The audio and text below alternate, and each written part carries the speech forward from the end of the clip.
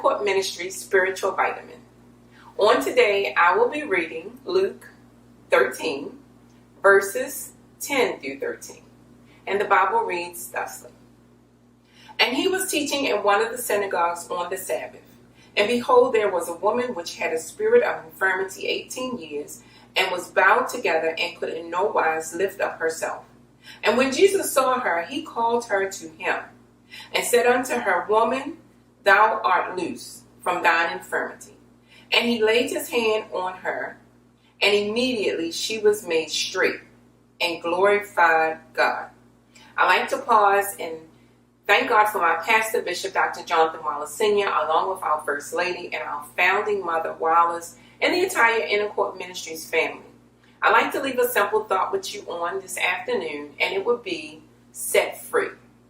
We're thankful on today that the Lord is able to set us free from anything and everything that tries to bound us.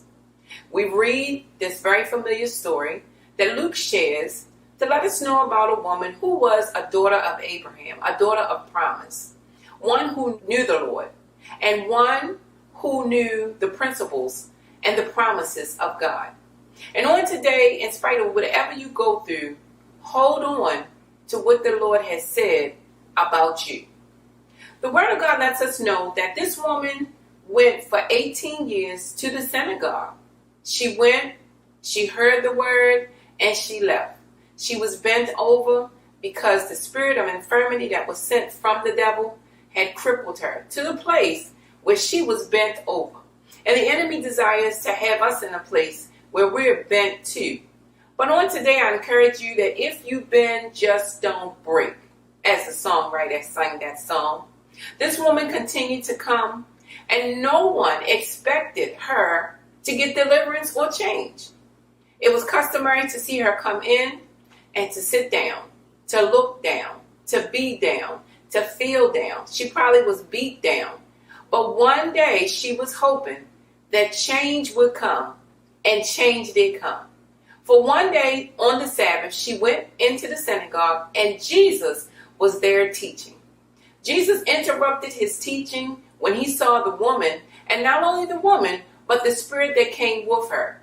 For when this woman came to the synagogue, she was a reminder that this place was a place that was absence of power and the presence of the Lord. But Jesus, being in place, called this woman to him because this was a job for Jesus. The woman came to Jesus, and he released a word over her life, and the word was, Thou art loosed from thine infirmities. And he laid his hands on her. The word lets us know that immediately this woman's deliverance came. Her breakthrough came. Her hope came. Her joy came. Her body was renewed. Her strength was revived. And she left the posture of being bent and now was in a place where she was made straight. Not only was she made straight, but she started glorifying God. And on today, I want you to know that as the Lord continues to deliver us and bring us through this COVID-19 season, that when God does anything and everything for you, give him a praise. I'm just thinking that when this woman got her deliverance, as she glorified and praised God, as she lifted up her hands, as she lifted up her head, as her mouth was filled with praise, she began to sing. Look at me, I have been set free. All my sins are washed away.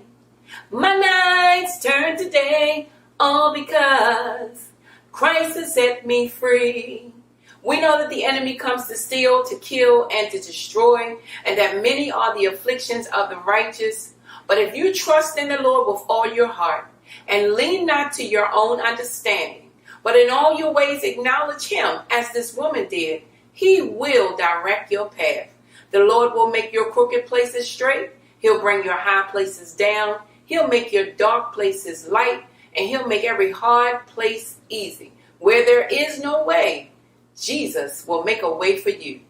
Know today that you are set free.